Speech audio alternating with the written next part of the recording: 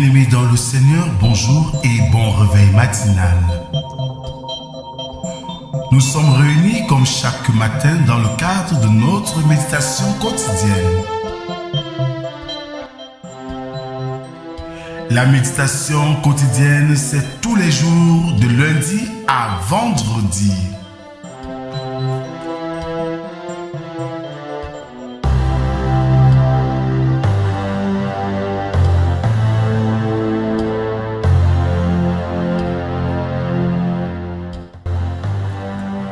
À vous tous qui avez répondu présent, que la grâce, la paix et l'amour de notre Dieu soient et demeurent avec vous au nom du Père, du Fils et du Saint-Esprit. Amen.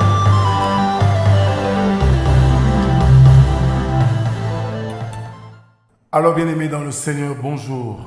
Ce matin, nous nous inspirons de la déclaration de Vittorio Alfieri qui dit ceci: l'épreuve du courage n'est pas de mourir, mais de vivre. L'épreuve du courage n'est pas de mourir, mais de vivre.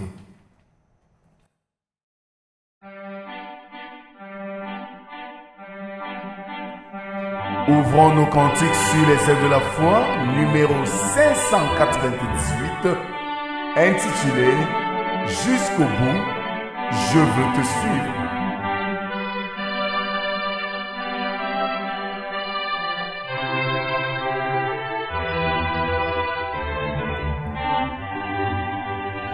La voix du Seigneur m'appelle, prends ta croix et viens sur moi.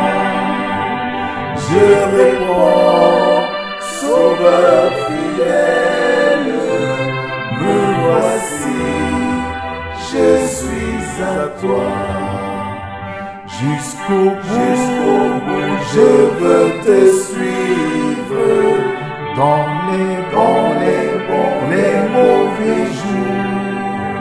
À toi pour mourir et vivre.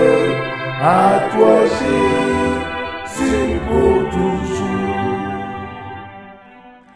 Alors bien-aimés dans le Seigneur, je nous invite à continuer notre adoration avec le psaume du jour, le numéro 64, dont nous ferons lecture des 5 premières strophes.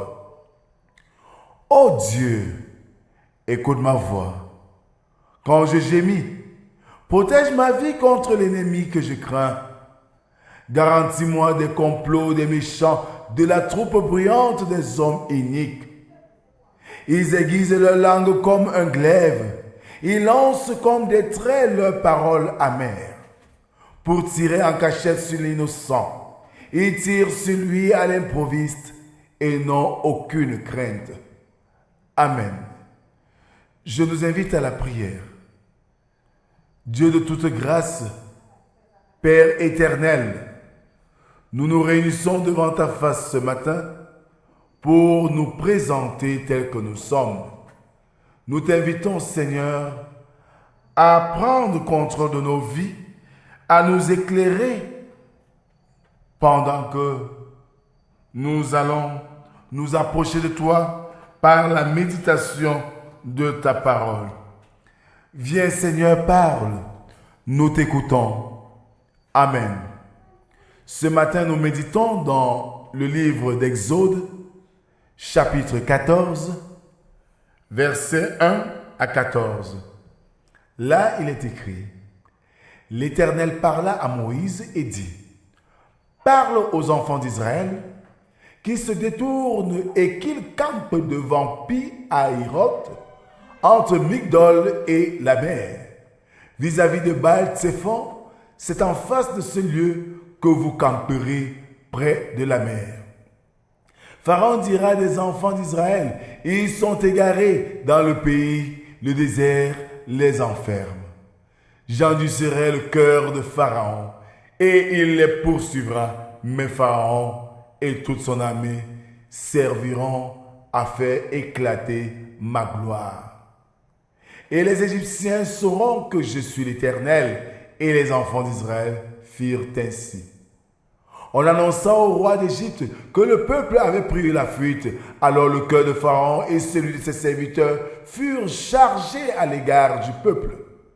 Ils dirent, qu'avons-nous fait en laissant aller Israël, dont nous n'aurons plus les services? Et Pharaon attela son char, et il prit son peuple avec lui. Il prit 600 chars d'élite et tous les chars de l'Égypte. Il avait surtout des combattants. L'Éternel endurcit le cœur de Pharaon, roi d'Égypte, et Pharaon poursuivit les enfants d'Israël. Les enfants d'Israël étaient sortis la main levée.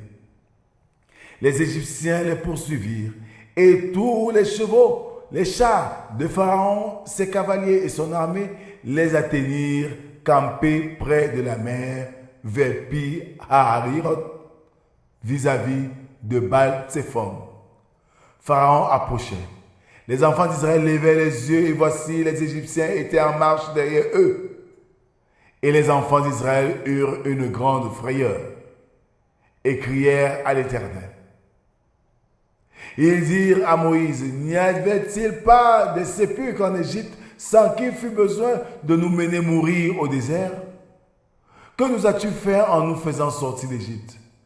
N'est-ce pas là ce que nous te disions en Égypte? Laisse-nous servir les Égyptiens, car nous aimons mieux servir les Égyptiens que de mourir au désert. Moïse répondit au peuple, ne craignez rien, restez en place et regardez la délivrance que l'Éternel va vous accorder en ce jour. Car les Égyptiens que vous voyez aujourd'hui, vous ne les verrez plus jamais. L'Éternel combattra pour vous et vous gardez le silence. Amen. Bien-aimé peuple de Dieu, une autre épopée des enfants d'Israël. Pharaon à la poursuite des Israélites. Pourquoi est-ce que les Égyptiens vont se mettre à la suite du peuple qui sortit d'Égypte les mains levées, c'est-à-dire sans rien prendre? Tout simplement parce qu'ils n'auront plus à leur côté ceux qui feront le sale boulot, ceux qui feront tout pour eux. Ils vont tout mettre en œuvre pour venir les capturer. Mais alors, nous servons un Dieu qui sait bien ce qu'il fait et qui sait utiliser les épreuves et certains instants de la vie pour témoigner son amour et pour glorifier son saint nom. C'est ainsi que le peuple, dans la grande frayeur, commence même déjà à capituler, commence déjà à s'énerver, commence déjà à renoncer, à perdre espoir.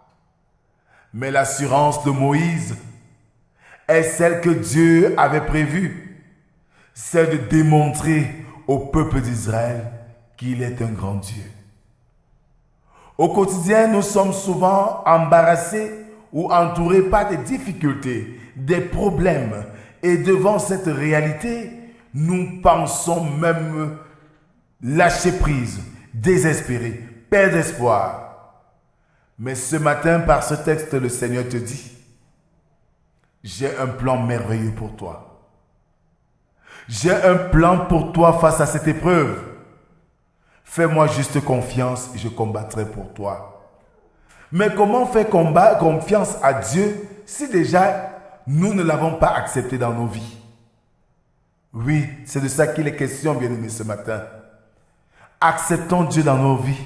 Faisons-lui confiance et il fera le reste. Il combattra pour nous face aux vicissitudes de ce monde.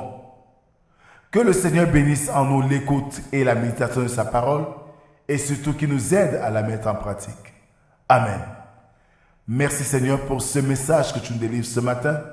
Merci pour ton amour et ta grâce. Merci encore Seigneur parce que tu nous reconfortes par ce message d'espoir dont tu combats pour nous au quotidien. Donne-nous de ne pas vivre comme ceux-là qui ont tout perdu, mais d'être joyeux comme ceux-là qui ne s'inquiètent de rien parce que tu es là, tu es présent. Bénis Seigneur cette journée. Bénis Seigneur nos activités et donne-nous Seigneur de nous rapprocher davantage de toi. C'est au nom de Jésus-Christ, ton Fils, que nous t'avons ainsi prié, lui qui nous a appris à te dire, Notre Père qui es aux cieux, que ton nom soit sanctifié, que ton règne vienne, que ta volonté soit faite sur la terre comme au ciel.